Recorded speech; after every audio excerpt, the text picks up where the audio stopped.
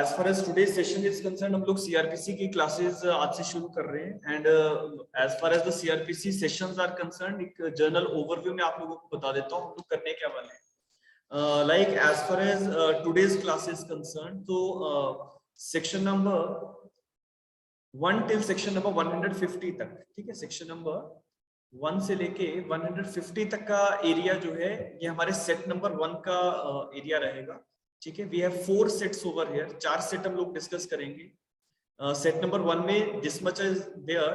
इसके बाद जो हमारा सेट नंबर 2 आएगा उसमें हमारा ऑनवर्ड सेक्शन नंबर 151 से लेके, या मतलब 2-3 सेक्शंस ऊपर नीचे हो सकते हैं, लेकिन 151 से लेके it will go to section number 203, ठीक है. स्पीकर्स म्यूट करके रखेंगे with due respect. Yes, so 203 तक ये रहेगा. देयर आफ्टर सेट नंबर 3 में जो है we will cover section number 204 till section number 360, ठीक है. एंड लास्ट में जो हमारा सेट नंबर 4 है, सेट नंबर 4, उसमें all of the remaining sections will be there, like 361 से लेके 484 तक. तो ये 4 सेट्स में हम लोग डिस्कशंस करेंगे as far as CrPC is concerned. Primarily classes हमारी एमसीक्यूज बेस्ड क्वेश्चंस को टारगेट करने की रह रही है. तो जितने भी मोस्ट पॉसिबल एरियाज में से क्वेश्चंस हमारे बनते हैं, that we will discuss these sessions, ठीक है. बिफोर स्टार्टिंग द क्लास किसी को कोई क्वेश्चन करना है या सीआरपीसी से रिलेटेड कुछ भी अगर पूछना है तो you can question over here right now. Yes, anyone?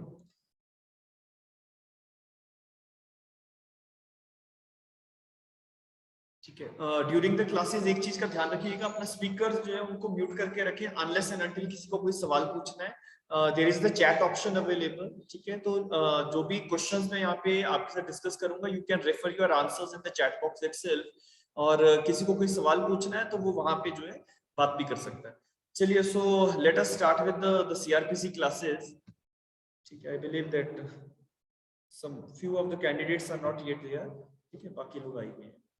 चलिए, सो देखो सीआरपीसी के जहां तक एमसीक्यूज की बात है, ठीक है, आपका जो सेक्शन नंबर 1 से लेके 148 तक का एरिया है, सेक्शन नंबर 1 से लेके सेक्शन नंबर 148 तक, इस एरिया में से बहुत बार ऐसे एरिया से सवाल पूछे जाएंगे, ऐसे सेक्शंस पूछे जा सकते हैं जो जनरली हम ऑफ बीट समझते हैं, वहां से मल्टीपल चॉइस क्वेश्चन डेवलप होते हैं, लेकिन मेंस पॉइंट ऑफ व्यू से वहां से क्वेश्चन जो है वो कभी-कभी नहीं बन पाते. सो इस एरिया में 148 तक का जो एरिया है, we have to go for each and every section as far as it is concern with the CrPC. और कुछ एक मिसलेनियस इश्यूज भी रहेंगे जो साथ के साथ हमें डिस्कस करने हैं, ठीक है. अब मैं 148 तक की जब बात कर रहा हूँ तो तकरीबन 80 सेक्शन ऐसे हैं जिसमें से सवाल जो है वो पूछा जा सकता है, ठीक है. बाकी रेस्ट ऑफ द जो सेक्शंस रहेंगे वो एडजॉइनिंग एरियाज है, वहां से भी एग्जामिनर चाहे तो सवाल पूछ सकता है. केस लॉ बेस्ड क्वेश्चंस जो हैं वो आ सकते हैं.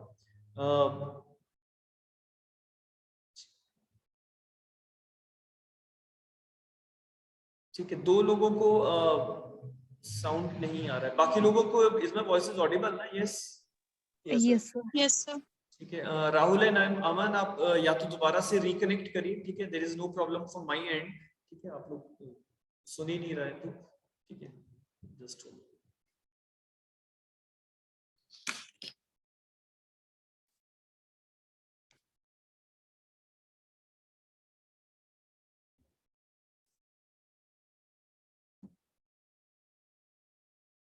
just give me a few seconds.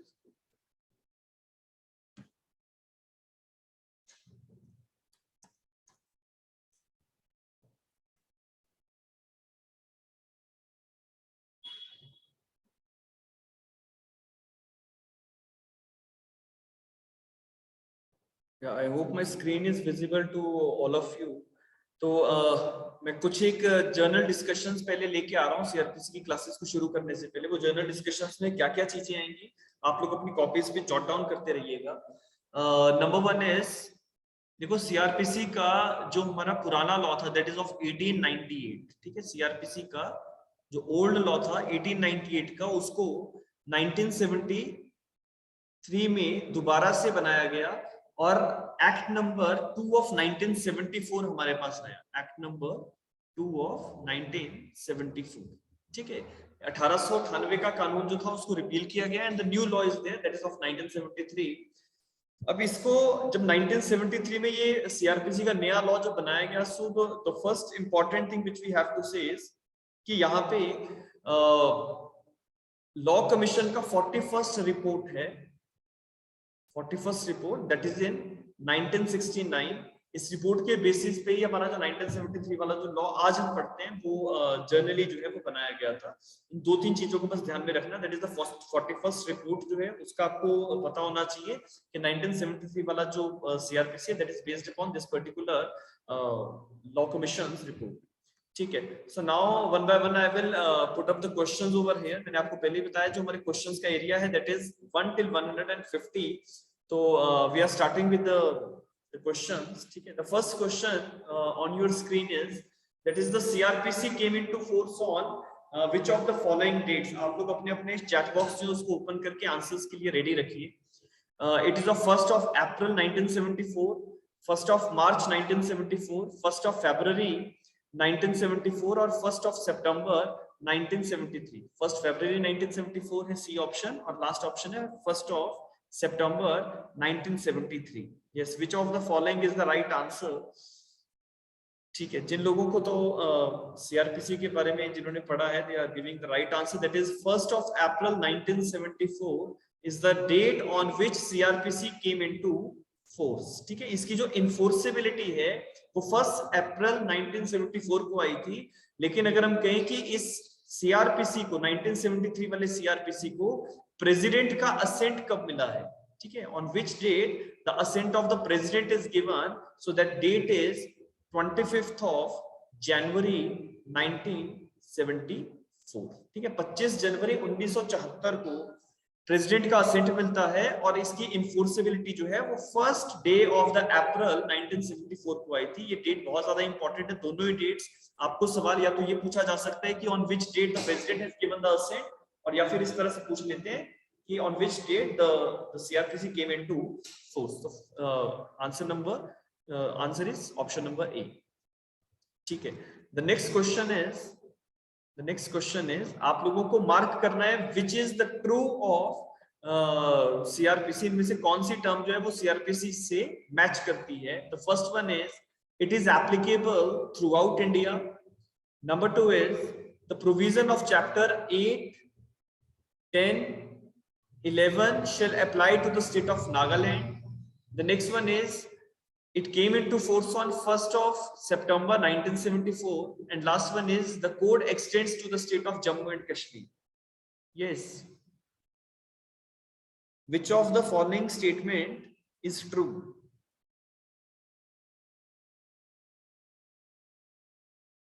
It is applicable throughout India। The provision of chapter 8, 10 and 11 shall apply to the state of Nagaland। It came into force on 1st of September 1974, and the last option is the code extends to the state of J&K। Yes, Sir, which of the following statement is true?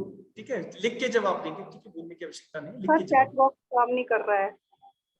Okay, सो ठीक है, देखो as far as the true statements are concerned, क्या आपको इस question में कुछ anomaly लग रही है, कुछ गलती लग रही है, या दो ऑप्शंस अगर आप मार्क करना चाहें तो? Yes sir. ठीक है, what are those two options which you people are thinking? Ravindra ji, तब सी कह रहे हो, क्वेश्चन पढ़ो, which of the following is true.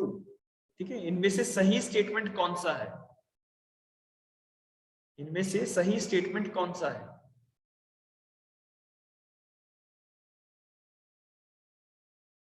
The first one you people are saying that it is true, ठीक है। Sir, first and double A जो starting A is true। अच्छा, A is two times, is true। It is Yes, A, B, C and D like this, है ना? ठीक है, Yes, sir। अब बता दो। A B true sir, C and D नहीं सर।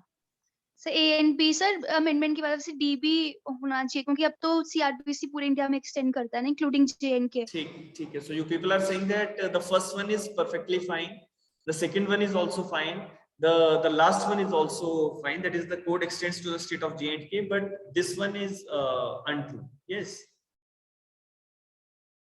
क्वेश्चन थोड़ा सा आपका माइंड एप्लीकेशन करने के लिए जानबूझ के गलत बनाया गया है, ताकि आप लोग थोड़ा सा माइंड अप्लाई करें। Just take it out, section number 2 of CRPC, just take it. Section number 1, sir, not section number 4, section number 1.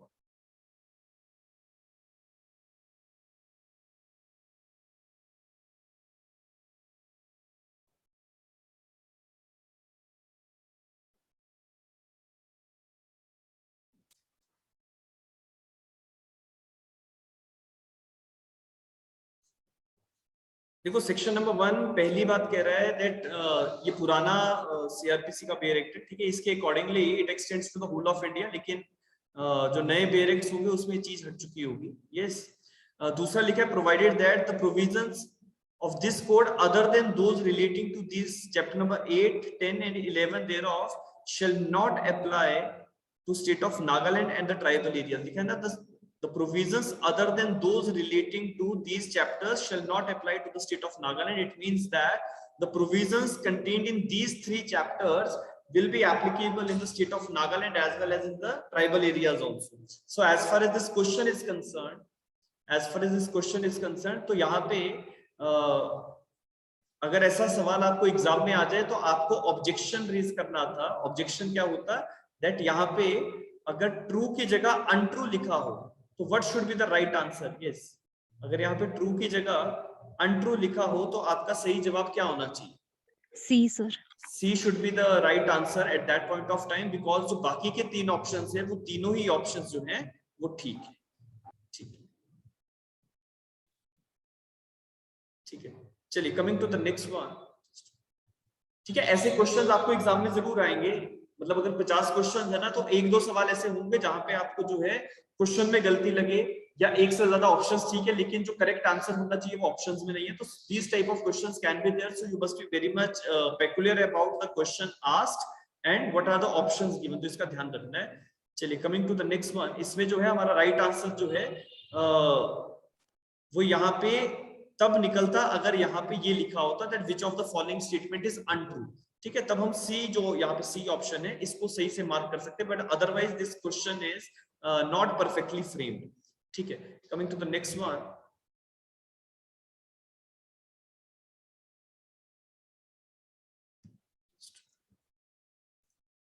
The question is, the provisions of CRPC are mainly mandatory, merely directory, neither mandatory nor directory, and mainly discretionary.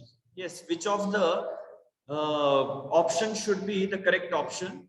Yes, the provisions of CRPC are mainly mandatory, merely directory, neither mandatory nor directory, and mainly discretionary. इनमें से perfect answer जो है, perfect option जो है वो आपको choose करना है।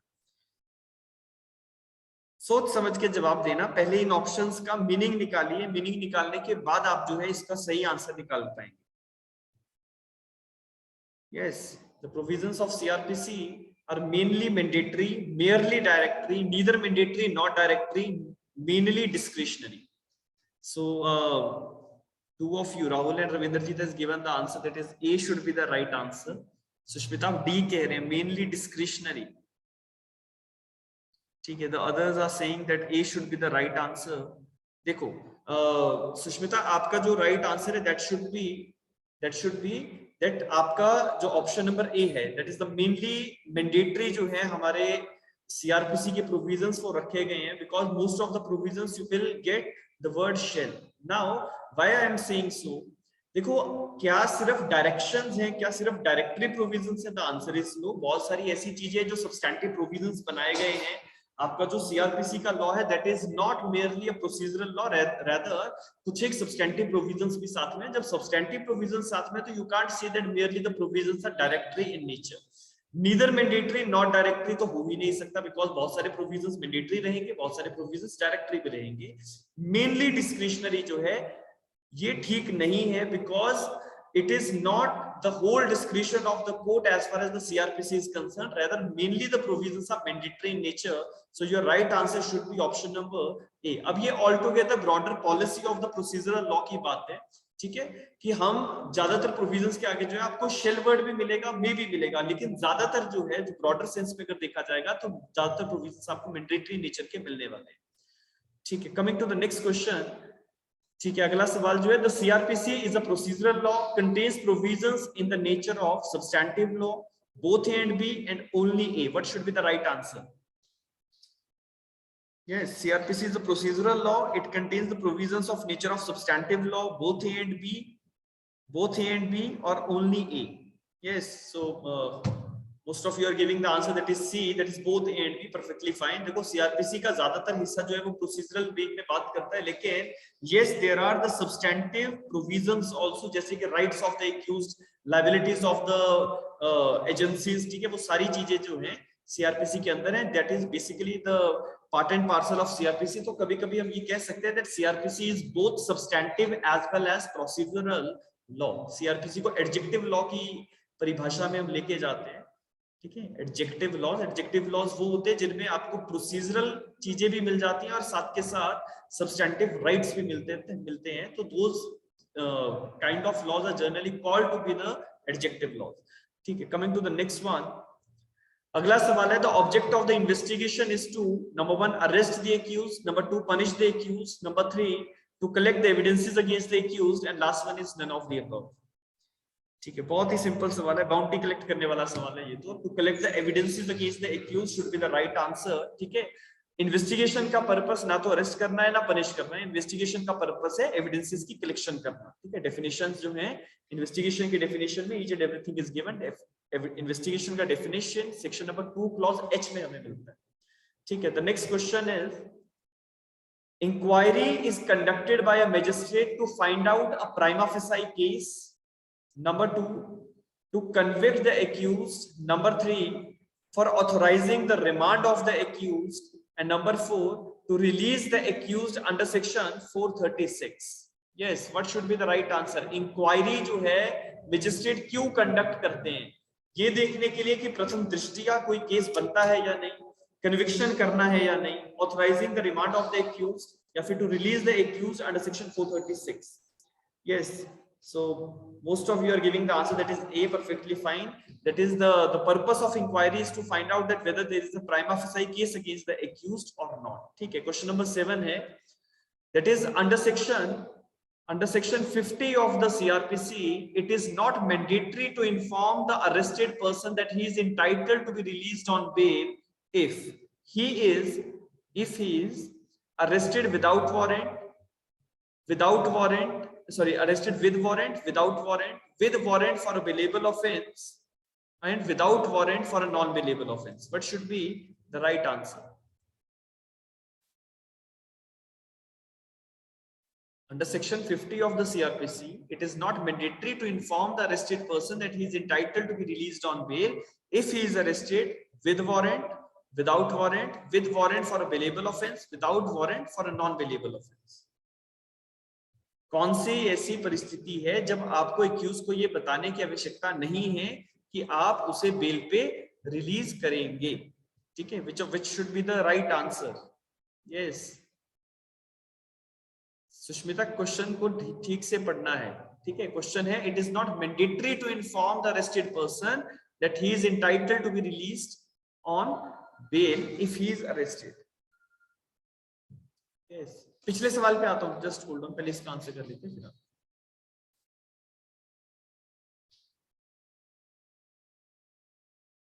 Just take out section number 50. Section number 50 जो है सीआरपीसी का बेरेक्ट अपने साथ रखिएगा, ठीक है.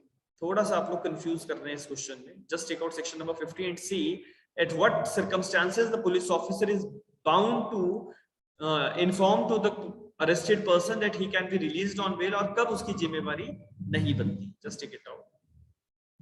शायद से बात नहीं बनेगी. देखो सेक्शन नंबर 50 पे आ रहा हूं, कह रहा है एवरी पुलिस ऑफिसर और other person arresting any person without warrant shall forthwith communicate to him full particulars for which he is arrested.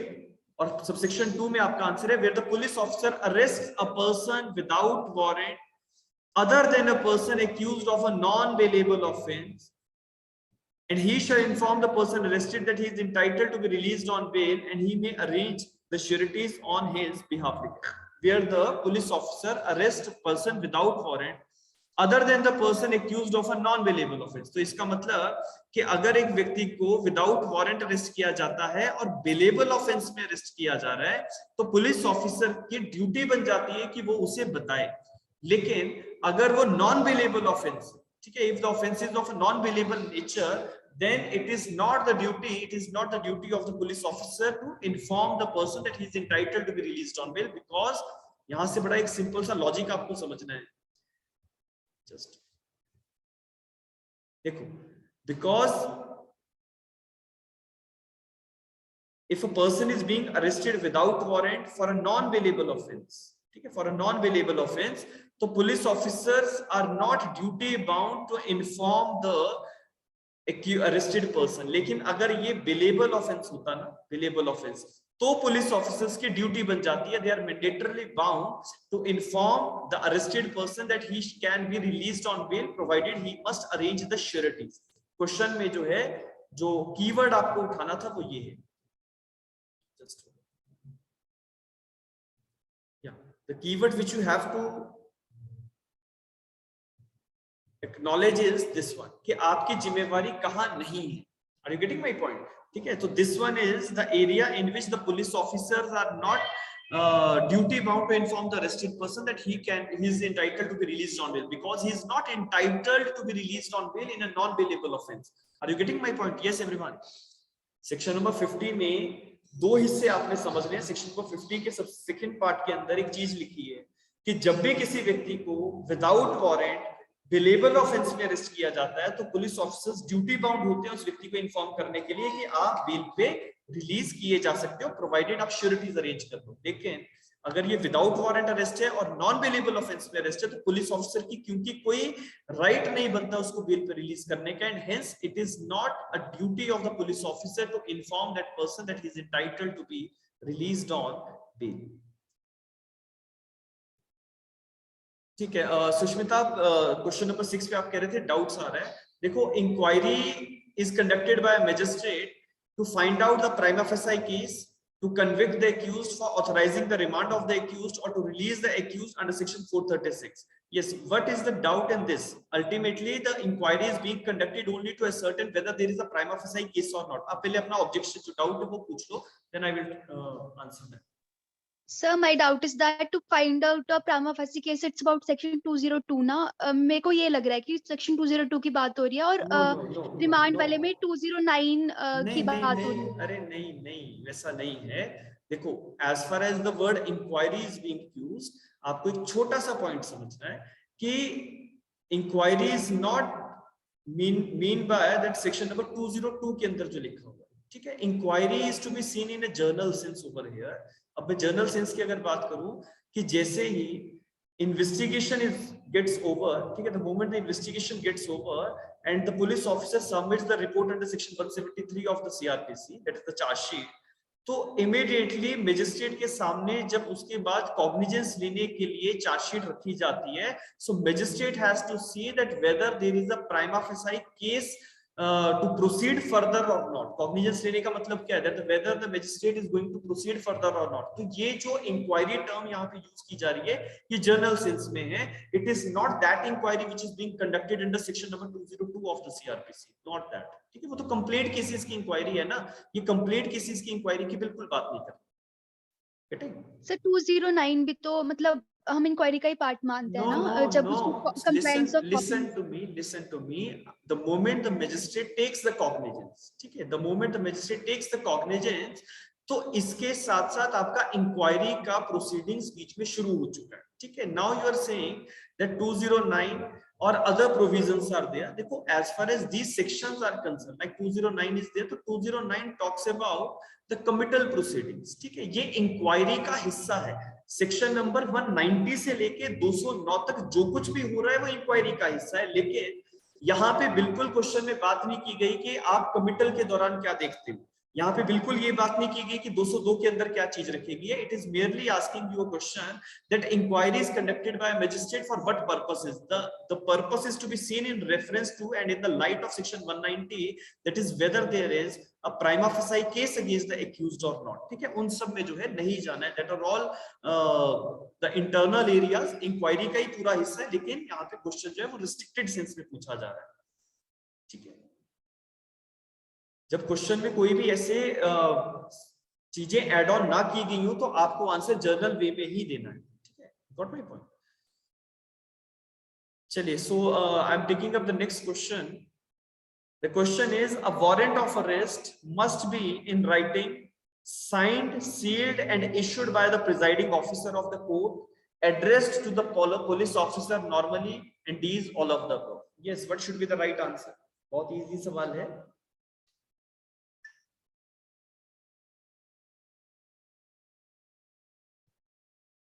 ठीक है, so you people are giving me the answer, that is D. Any one of you who can tell me that where the warrant is being written in the CRPC?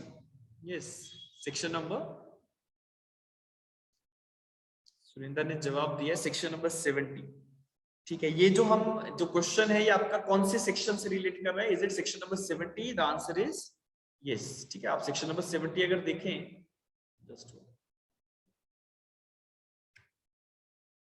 तो section number 70 के अंदर दो चीजें हैं, दो सवाल section 70 से बनते हैं. नंबर 1 इज जो पहले यहाँ पे लिखा है, every warrant issued by the court under this code shall be in writing, signed and by the presiding officer and shall bear the seal of the court. ठीक है, दूसरा लिखा है, ये क्वेश्चन बहुत इंपॉर्टेंट है कि क्या वारंट अपने आप कैंसिल हो जाता है? The answer is no. Every such warrant shall remain in force until it is cancelled by the court which issued it और until it is executed by the court. तो जब भी एक बार वारंट जारी हो जाए तो वो अपने आप कैंसिल कभी नहीं होगा. It will be cancelled only by the court और unless and until the warrant gets executed, तभी वारंट की इनफोर्सिबिलिटी जो है वो खत्म होगी. ठीक है, coming to the next one.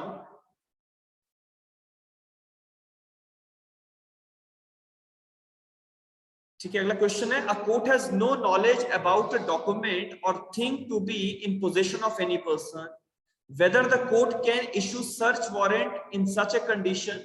Question है, a court has no knowledge about a document or a thing to be in the possession of any person, whether a court can issue search warrant in such condition. Is it no? Is it when such specific articles are known? Number 3 is yes, and number 4 is when specific place and person is specified.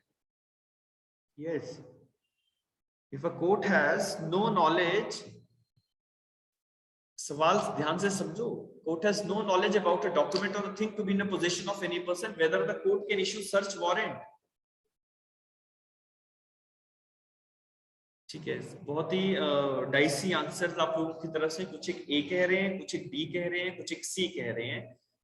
ठीक है, शिखा is saying C. ठीक है, you just take out section number 93. IPC का bare act निकालिए, section number 93 पे जाइए.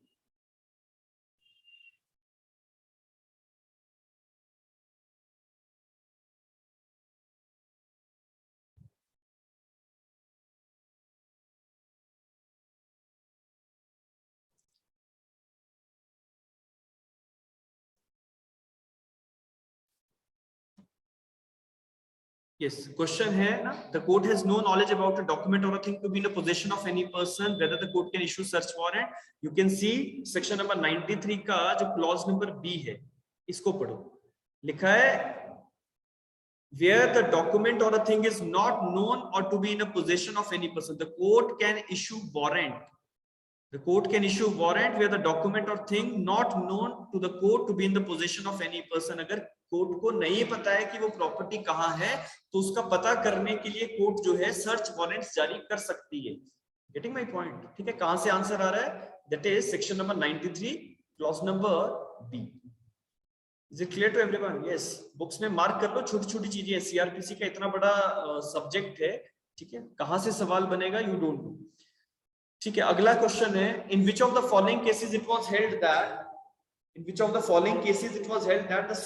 by the Supreme Court that section 125 CRPC was applicable to all irrespective of their religion?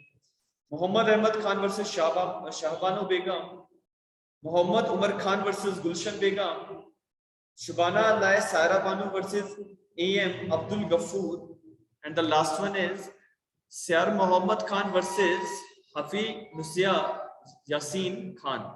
ठीक है, बहुत ही सिंपल सवाल है, बहुत ही इजी फॉर्मेट में आंसर आ जाना चाहिए. That is the first option, Mohammad Ahmed Khan versus Shahbano Begum. अगला सवाल है, the order of maintenance is given by order of maintenance is given by any judicial magistrate, executive magistrate, JM1C, or judicial magistrate of second class. Who can give the order of maintenance? Yes, quickly. ठीक है, सभी लोग judicial magistrate first class की तरफ आ रहे हैं, perfectly fine. Section number 125 से आपका सवाल रिलेट करता है। सेक्शन नंबर 125 कहता है that the order of maintenance in the 125 can be issued और can be ordered by judicial magistrate first class. अगला सवाल है, a magistrate could make an ex parte order in the case of public nuisance while he is making the conditional order, while he is making a final order, both A and B, neither A nor B. A magistrate could make an ex parte order in the case of public nuisance while he is making a conditional order, while he is making a final order, both A and B, or neither A nor B. Yes, what should be the right answer?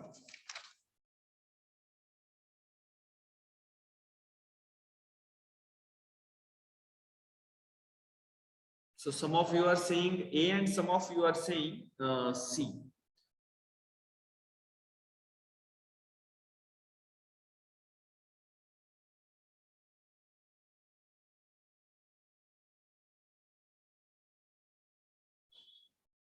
ठीक है, देखो as far as this question is concerned, conditional order से relate कर रहा है section number 133 of the CrPC. 133 के accordingly जब भी कोर्ट कंडीशनल ऑर्डर पास करना चाहता है तो कोर्ट उस ऑर्डर को एक्स पार्टे पास कर सकता है, लेकिन फाइनल ऑर्डर जो हैं किसी भी केस को सुन के अगर फाइनल ऑर्डर पास करना है, it will never be made ex parte. ठीक है, so you can come to section number 136, just take it out.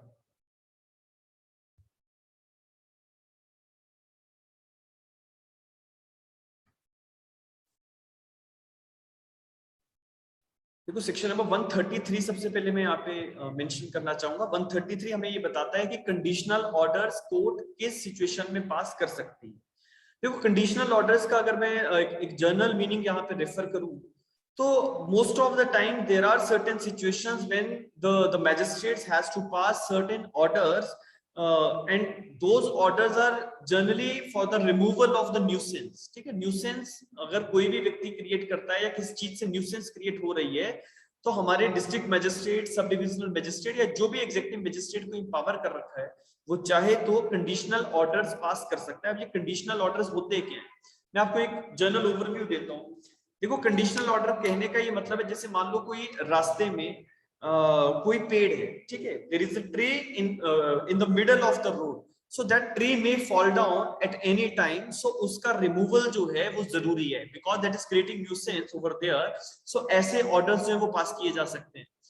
जैसे कभी कभी सेप्टिक टैंक्स होते हैं, ठीक है, सीवरेज के टैंक्स होते हैं, उनके जो मैनहोल है वो ओपन रहते हैं, so उस मैनहोल को कवर करना इंपॉर्टेंट है। that kind of order is to be called as the order passed under section number 133 of CRPC। अगर आप यहाँ पे देखें तो many things are being written, ठीक है, there are certain clauses, clause number F तक है, 6 क्लॉजेस लिखे।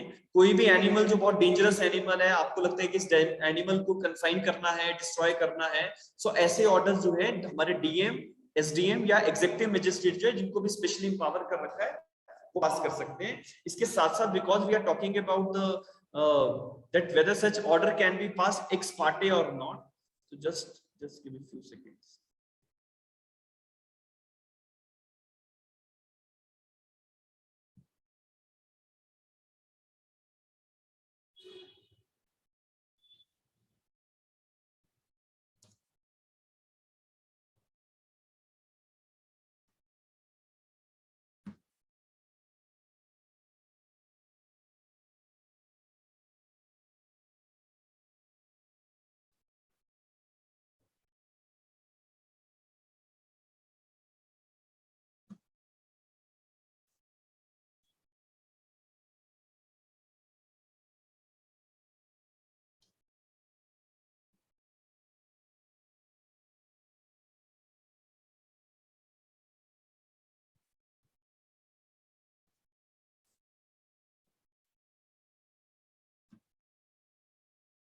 Just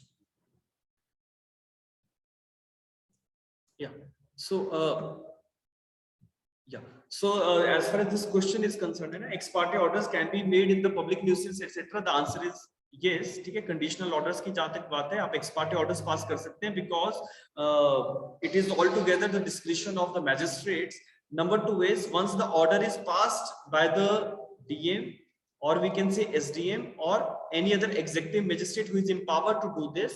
So at that point of time, such orders cannot be challenged in the civil courts also. ठीक है, आपके ये जो ऑर्डर्स है सेक्शन नंबर 136 बात करता है कि ऐसे ऑर्डर्स की कोई भी डिसोबीडियंस नहीं करेगा. अगर कोई डिसोबीडियंस करता है so that is being punishable by section 188 of the IPC. और इसी के साथ साथ क्योंकि इन ऑर्डर्स को पास करने का जो बेसिक ऑब्जेक्टिव है कि पब्लिक को जो इनकन्वीनियंस हो रहा है उस इनकन्वीनियंस को आप जो है अवॉइड करें, and hence these orders can be passed x party. ठीक है.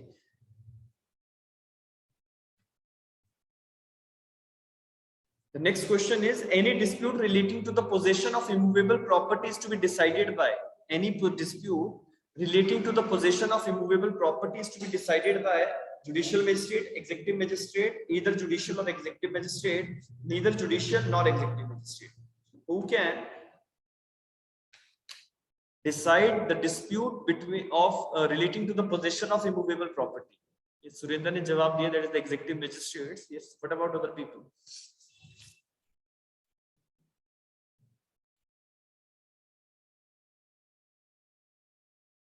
ठीक है, तो 3-4 लोगों का जवाब आया, that is B executive magistrate. Section जो है हमारा 145, सेक्शन नंबर 145 145 बात करता है procedure when the disputes concerning to land और water likely to cause breach of peace etcetera. जब भी इमूवेबल प्रॉपर्टी से रिलेटेड डिस्प्यूट्स आएंगे तो ऐसे डिस्प्यूट्स को रिजॉल्व करने की जो जिम्मेवारी है वो हमारे एग्जीक्यूटिव मैजिस्ट्रेट्स के पास जो है वो रहती है. सेक्शन नंबर 145 से लेके 148 तक का एरिया जो है वो इन चीजों को कवर करता है.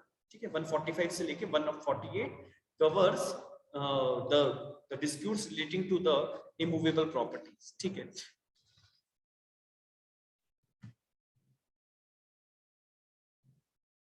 Coming to the next question, just the CRPC is subject of union list, state list, concurrent list, or either A or B. Yes. Criminal procedure is a subject of union list, state list, concurrent list, or either A or B. ठीक है. Everyone is giving the answer that is C, that is the concurrent list. ठीक है. देखो हमारे concurrent list में Indian constitution में 7th schedule के अंदर there are 3 lists given. One is the union list, state list, and the concurrent list. As far as the concurrent list is concerned, either the center or the state can make the laws. ठीक है. लेकिन इसी के साथ साथ हमारा CRPC जो है concurrent list में एंट्री नंबर 2, ठीक है, उसके अंदर रखा गया है, जिसके अकॉर्डिंगली सेंटर और स्टेट दोनों के पास डोमेन है कि वो यहाँ पे जो है लॉज क्रिमिनल प्रोसीजर को लेके बना सकते हैं. लेकिन क्योंकि हमारे पास CRPC ऑलरेडी बना हुआ है तो स्टेट अपनी स्टेट के पॉइंट ऑफ व्यू से अगर अमेंडमेंट्स करना चाहें तो वो कर सकते हैं. जो अगला सवाल है that is related to a case law. Question है the apex court held that if the arrest and handcuffing of the judicial magistrate are found to be unjustified, the police officer would be guilty for misconduct and personally liable for the compensation and damages as the case may be determined by the Supreme Court. अगला है guilty of misconduct only, guilty of misconduct and personally liable for compensation and damages as determined by the High Court. And last लिखा है guilty for misconduct liable for compensation as determined by the district judge. ठीक है. अगर किसी भी question समझो क्या है कि अगर किसी भी जुडिशियल ऑफिसर को अरेस्ट करके हैंडकफिंग किया जाता है तो जिसने भी पुलिस ऑफिसर ने ऐसा किया है उस पुलिस ऑफिसर की क्या रिस्पॉन्सिबिलिटी फिक्स की जाएगी और वो रिस्पॉन्सिबिलिटी कौन फिक्स करेगा? Any idea about this particular answer? Yes.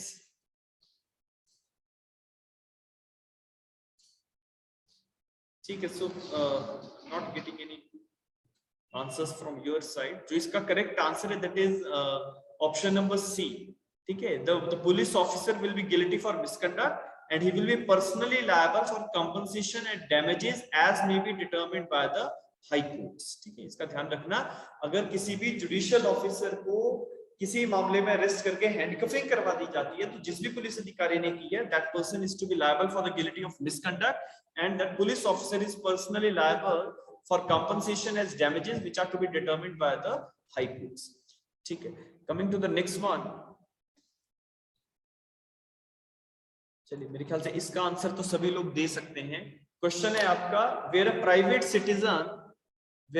Citizen seeing a person fleeing with a knife in a hand, being persuaded by many persons shouting for his apprehension, attempts to arrest to the fleeing person, himself arrest that person. Such arrest is within the right contemplated under 43. Such arrest is without any right contemplated under 43. Such arrest is within the right given by section 43 of CRPC if CJM affirms in writing, and last one is only C, not A and B. Yes.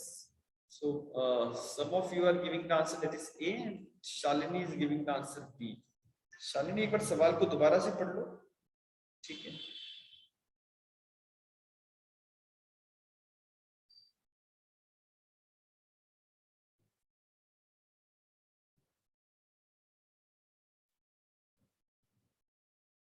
पहले तो आपको ये पता होना चाहिए कि 43 में क्या है, फिर सिचुएशन देखो, फिर ये देखो कि क्या 43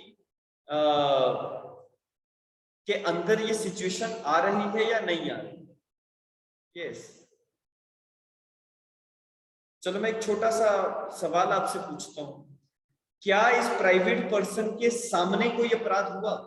यस, जितने भी लोग ए कर रहे हैं, प्राइवेट पर्सन के सामने अपराध हुआ है। Yes, is the offense is being committed in the presence of the private person? Yes or no कर दो। No, sir. नहीं हुआ है, ठीक है। सेक्शन 43 की रिक्वायरमेंट क्या है? सेक्शन 43 की रिक्वायरमेंट क्या है? That if a person commits an offense, yes, section 43 की रिक्वायरमेंट क्या है? कब एक प्राइवेट इंडिविजुअल जो है वो अरेस्ट कर सकता है? In the presence of that person, speakers mute करेंगे, in the presence of that person the offense is committed which is cognizable and non-bailable, or the person is declared to be a proclaimed offender, only then a private person can arrest, otherwise he cannot do it. Yes or no? अब आप सवाल पढ़ो और दोबारा से जवाब दो, ठीक है? शालिनी, आपने सही जवाब दिया था। सवाल पढ़ो और दोबारा से जवाब दो। क्वेश्चन है, is a private person is seeing a person fleeing with a knife in a hand, being persuaded by many persons shouting for his apprehension, attempts to arrest the fleeing person himself, arrest that person। कि एक व्यक्ति है वो चाकू लेके भाग रहा है, बहुत सारे लोग उसको पकड़ने की कोशिश कर रहे हैं, शाउट कर रहे हैं कि उसको पकड़ा जाए, और एक जो प्राइवेट व्यक्ति था उसने उसको अरेस्ट कर लिया। तो ये जो अरेस्ट है ये 43 के अंदर नहीं हुआ, लेकिन such arrest is without any right contemplated under without any right contemplated under 43, and that is option number B should be the right answer। ठीक है, B should be the right answer। इतने जल्दबाजी में जवाब नहीं देना है। अगला सवाल पढ़ेंगे, that under the CRPC the right to be informed of the grounds of arrest is recognized by section 50, 55 and 75, 50, 57 and 73, 50 only or 57? yes, CRPC के कौन से सेक्शंस ये कहते हैं कि एक्यूज्ड को बताया जाए कि उसे क्यों अरेस्ट किया गया है? yes,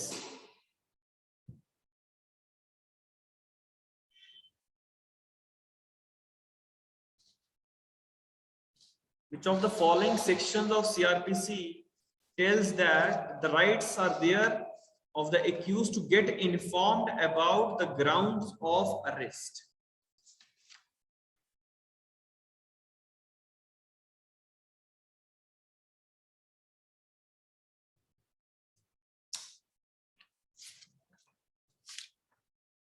Most of you are giving the answer that is option number C should be the right answer। Option number C की बात कर रहे हैं, that is section number 50 only। ठीक है, एक छोटा सा काम करते हैं, सेक्शन नंबर 75 देखो पहले क्या कह रहा है, जस्ट टेक इट आउट।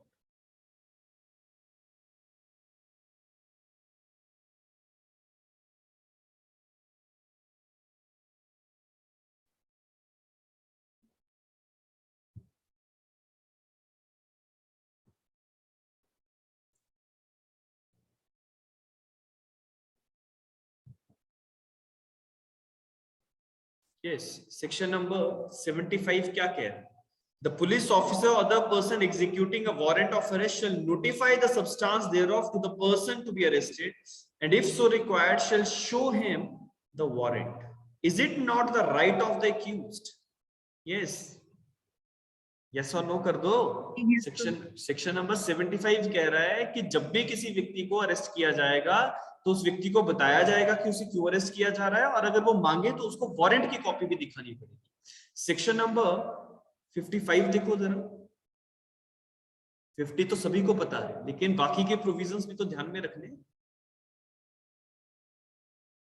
तो सेक्शन नंबर 55 बात करता है कि अगर एक सीनियर ऑफिसर किसी दूसरे सबऑर्डिनेट को डिप्यूट कर देता है किसी व्यक्ति को अरेस्ट करने के लिए विदाउट वारंट, ठीक है, तो इसमें भी सेम वही चीज आपको मिल जाएगी. When any person in charge of the police station or any police officer making investigation under chapter 12 requires any officer subordinate to him to arrest a person without warrant, any person who may be lawfully arrested, he shall deliver to the officer required to make arrest an order in writing specified etc. अब यहाँ से important चीज है कि जब भी कोई superior किसी सबऑर्डिनेट को किसी व्यक्ति को अरेस्ट करने के लिए ऑर्डर देता है, तो वो जब भी सबऑर्डिनेट अरेस्ट करने जाता है तो उसे अरेस्ट करने वाले व्यक्ति को बताना पड़ेगा कि उसे क्यों अरेस्ट किया जा रहा है, और जरूरत पड़ने पर अगर कोई वारंट है, अरेस्ट वारंट है, वो भी दिखाना पड़ेगा. ठीक है. So it is also a right of the accused. तो सेक्शन नंबर 55 भी वही बात कह रहा है जो सेक्शन नंबर 75 ने कही.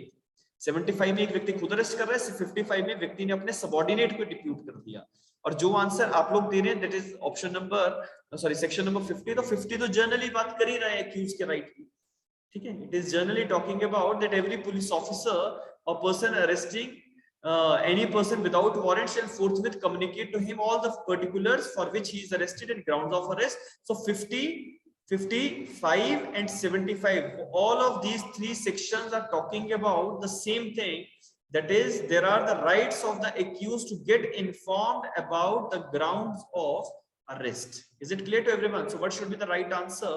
That is option number A. ठीक है. कैसा का आप कुछ बोलना चाह रहे हैं? No, sir. You've raised your hand over it. चलिए, coming to the next one. ठीक है, सवाल का जवाब मिल गया. सिर्फ सेक्शन 50 नहीं है, 50 के साथ साथ और भी ऐसे सेक्शंस हैं जो ये बताते हैं कि एक्यूज का राइट है कि उसे पता लगे that what are the grounds of arrest. ठीक है. Coming to the next question, again very simple question. Question है, under which of the following is the court has made it obligatory on the part of the police officer not only to inform the friend or relative of the arrested person but also to make an entry in the register maintained by the police about his arrest. कि कौन सी ऐसा case law है जिस case law में court ने ये कहा कि ना केवल पुलिस अधिकारी जब किसी को अरेस्ट करेंगे तो उसके फ्रेंड रिलेटिव को बताएंगे, रेदर रजिस्टर्स में एंट्री भी करेंगे कि उन्होंने किसे बताया है. Yes. Joginder Kumar versus state of UP, Bihar, Punjab, Haryana. Joginder Kumar का केस किस कमाल करते हो सुरेंद्र. जोगिंदर कुमार का केस जो है वो कौन से स्टेट में था? Yes, it is option number A, Joginder Kumar versus state of UP. अब मैं एक छोटा सा यहीं से एक एडिशनल सवाल पूछ लेता हूं कि सीआरपीसी में कौन सा सेक्शन है जो ये कहता है कि पुलिस ऑफिसर्स रजिस्टर मेंटेन करेंगे जिसमें वो ये लिखेंगे कि अरेस्टेड व्यक्ति के नॉमिनेटेड व्यक्ति को फैमिली, फ्रेंड या रिलेटिव को बताया गया. रजिस्टर की बात पूछ रहा हूं मैं रजिस्टर की बात पूछ रहा हूं. यस, अभी किसी ने मुझे जवाब दिया. यस, 50 कैपिटल ए बताया है. Yes, yes sir. ठीक है. 50 कैपिटल एक बार देखेंगे सभी लोग. Just take it out. ठीक है. सुनिए, सेक्शन नंबर 41C ये बात करता है कि जब भी अरेस्ट होगा तो अरेस्टेड व्यक्ति कि जो भी रिलेटिव या फ्रेंड है उनको ये बताया जाएगा कि ये व्यक्ति को अरेस्ट किया गया है. लेकिन हमारा सवाल है कि रजिस्टर मेंटेन करना और रजिस्टर में ये लिखना कि रिलेटिव या फ्रेंड को बताया गया था. ठीक है.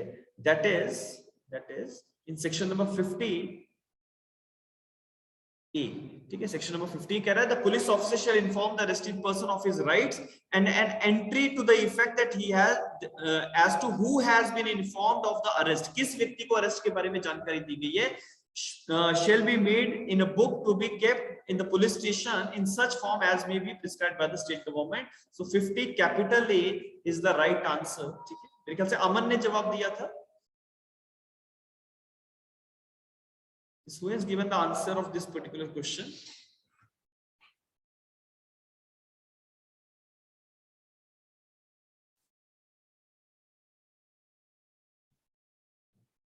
चलिए, कैसे वॉइस नहीं रीच हो रही है.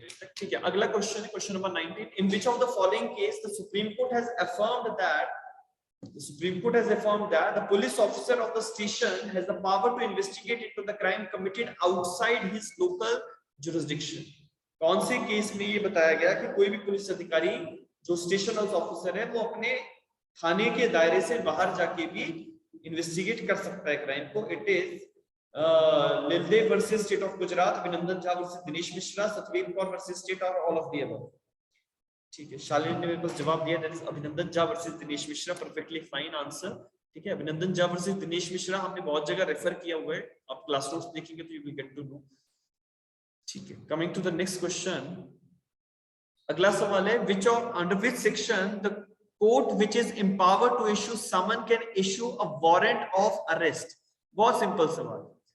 Under which section the court is empowered to issue summons can issue the warrants for arrest? 84, 85, 86, 87. Yes, quickly. ठीक है.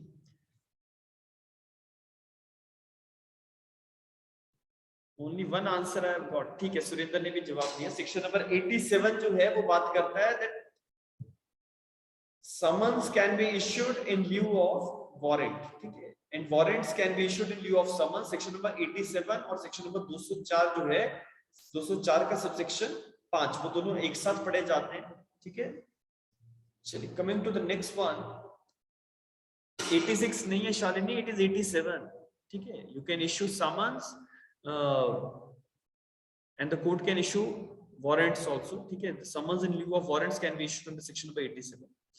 ठीक है, अगला सवाल है, on the complaint case when it appears to the magistrate that an investigation by the police is in progress in relation to the same offense. ये सवाल थोड़ा सा अलग एरिया से आ गया, लेकिन फिर भी चलो, let me see how many of you can answer this. On the complaint case, when it appears to the magistrate that an investigation by the police is in progress in relation to the same offense, the magistrate shall ask the police to stop the investigation. The magistrate shall stay the proceedings of such inquiry and call for the report of the police officer. Magistrate shall continue the proceedings and ignore the police report or none of the above. ठीक है, बहुत ही simple सवाल, पढ़ा हुआ है तो जरूर जवाब आ जाना चाहिए. Option number B is being given by everyone of you. ठीक है, परफेक्टली फाइन. जब भी कंप्लेंट प्रोसीडिंग्स चल रही हैं और प्रोसीडिंग्स के बीच में ये बताया जाए कि बीच में पुलिस वाले भी इन्वेस्टिगेशन कर रहे हैं, तो कोर्ट जो मैजिस्ट्रेट साहब है वो कंप्लेंट की प्रोसीडिंग्स को रोकने के बाद पुलिस वालों से रिपोर्ट जो है वो कॉल अप करते हैं. Option number B should be the right answer. ठीक है, अगला सवाल है, the form of arrest warrant is given under form number 1 of first schedule, form number 2 of second schedule, form number 2 of the first schedule, or none of the above. Yes, form of arrest जो है वो कहां पे मिलेगा? ठीक है, दो लोगों ने जवाब दिया, that is option number B, form number 2 of the second schedule, form number 2 of the second schedule. ठीक है, जल्दी से जिन लोगों को आंसर नहीं पता है, सेकंड शेड्यूल निकालो, फॉर्म नंबर 2 निकालो और क्रॉस चेक कर लो. ठीक है, ठीक है, सभी लोगों ने बी जवाब नहीं दिया. ठीक है, perfectly fine. Coming to the next one. The arrest of the persons is dealt under chapter 3, chapter 4, chapter 5, chapter 6. क्योंकि arrest of the persons is being dealt in which of the chapter of CrPC? कौन सा chapter है? ठीक है, C answer आ रहा है, that is of chapter number 5 is chapter which is related to the arrest of the person. Yes everyone, थोड़ा सा स्विफ्ट आंसर जो है वो आ जाए जल्दी जल्दी.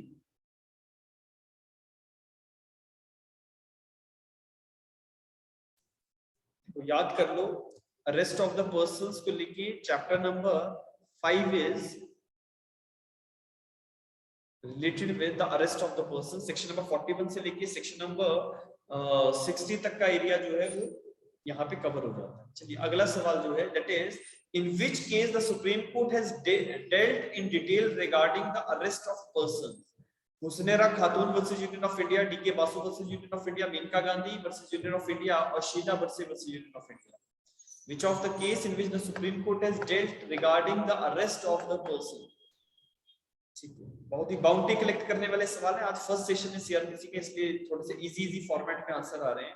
Question B, it is D.K. Basu versus Union of India is a case in which the guidelines for arrest of the person is being given by the Honorable Supreme Court. अगला सवाल जो है, under section 53 of the medical examination, under section 53, medical examination can be demanded by an officer not below the rank of inspector of police, superintendent of police, sub inspector or district judge. Medical examination section number 53 के अंदर कौन demand करता है, किस rank का व्यक्ति, किस rank का व्यक्ति? That is a person not below the rank of sub inspector. Sub inspector, not inspector of police है. अमन इंस्पेक्टर नहीं है आंसर, इसका आंसर है that is a person shall not be below the rank of sub inspector. मतलब sub inspector के rank के ऊपर के जो लोग हैं वो मेडिकल एग्जामिनेशन करवाने के लिए डिमांड करते हैं. अगला सवाल, for the arrest of the persons of armed forces of the union regarding their official duties the consent of whom has to be obtained. किसका कंसेंट जरूरी है आर्म्ड फोर्सेस के किसी भी व्यक्ति को जो यूनियन ने अपॉइंट किया है, यूनियन गवर्नमेंट ने, उसको अरेस्ट करने के लिए? Is it headquarter of the army, central government, high court, none of the above? बहुत ही इजी ऑप्शंस हैं, जल्दी से आप आंसर दे बैठे हो. That is central government. ठीक है, coming to the next one, question number 30 तक अभी हम कर लेंगे, बाकी के rest of the questions will be discussed tomorrow. अगला सवाल है, which magistrate may arrest the offender in if any offense is committed in the presence of the magistrate? Which magistrate may arrest the offender in any offense if any offense is committed in the presence of the magistrate? Executive, judicial, both A and B. No magistrate can arrest in such a case. ठीक है, बहुत ही simple सवाल है, section number 44 से relate कर रहा है. चलिए अगले क्वेश्चन पे आ रहे हैं. If there is a submission to the custody by word or action, section number 46 याद कर लो, 46. If there is a submission to the custody by word or action, force may be used to effect the arrest, force shall not be used, permission of the magistrate is necessary to effect the arrest, all of the above. Yes, किसी भी व्यक्ति को custody में लेने के लिए आप कैसे प्रोसेस को फॉलो करते हैं? Yes, quickly. Yes, Sushmita, what should be the right answer? It is, सभी ने लोगों ने जवाब दे दिया, that is force shall not be used to effect the arrest, because arrest करने का एक मैकेनिज्म है. First of all you ask the person to submit to the custody. अगर वो अपनी कस्टडी सबमिट नहीं करता है, then you will exercise the force as required according to section number 46 subsection 3. ठीक है, लेकिन इसमें जो राइट आंसर है that is option number B. ठीक है, coming to the next question, question number 29. A police officer may cause an accused to be medically examined if, एक police officer किसी भी व्यक्ति को मेडिकली एग्जामिन करने के लिए कब बोल सकता है? Number 1 is accused person is suspected of a cognizable offense, if the accused person is suspected of a non-bailable offense, if such examination may afford evidence as to the commission of the offense, and last one is none of the above. Which of the following situation is there when the when the police officer may cause the accused to be medically examined? Yes, किसी भी व्यक्ति का medical examination क्यों करवाया जाता है?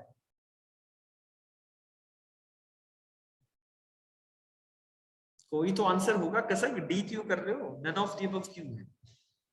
देखो, as far as section number 53, 54, 54 capital है, ये जितने भी सेक्शन हमारे मेडिकल एग्जामिनेशन से रिलेट करते हैं, वहां पे कहीं पे भी ये नहीं लिखा कि सस्पेक्ट जो है वो कॉग्निजेबल ऑफेंस का है, सस्पेक्ट कोई नॉन बेलेबल ऑफेंस का. लेकिन एग्जामिनेशन इसलिए किया जाता है ताकि अगर उस व्यक्ति ने कोई ऑफेंस किया है तो we get certain evidences for that. ठीक है, अब इसके साथ साथ और भी चीजें हो सकती है, लेकिन as far as these 3 options are concerned, option number C is the best suitable option, and hence it should be the right answer. And last question for today, the provision of examination of a rape accused, a person accused of a rape by a medical practitioner as contained in 53 capital A has been inserted by CRPC Amendment 2000, CRPC Amendment 2005, CRPC Amendment 2008, or none of the above? Yes. Which of the following is the right answer? ठीक है, कुछ एक B पे है, कुछ एक सी पे है. 53 कैपिटल ए जो है वो कब इंसर्ट हुआ है? जल्दी से देखो. 53 कैपिटल ए कब इंसर्ट हुआ है? Cursor you are again saying D, none of the above. 53 capital है, जल्दी से निकालो अपने अपने parents. And see that what are the amendments. 2006 में हुआ था ना sir? Just hold on, just hold. Section number 53 capital A निकालेंगे.